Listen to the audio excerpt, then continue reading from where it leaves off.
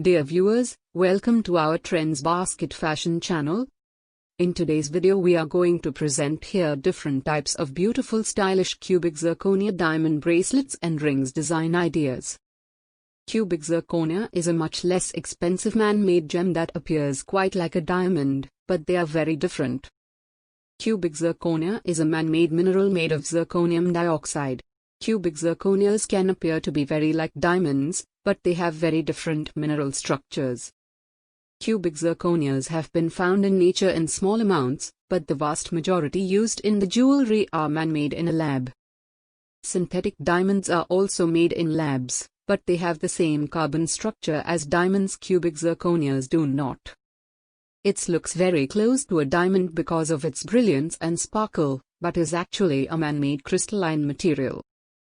Cubic zirconia can be made into different colors, but most CZs are colorless and flawless in clarity. Cubic zirconias look so close to a natural diamond that most people, with an untrained eye, will not be able to tell the difference between it and a genuine diamond. Different types of beautiful stylish cubic zirconia diamond bracelets and rings designs are given in this video for your collection ideas. Please watch till the end of this video and subscribe our channel for more interesting contents. Thank you. Good day.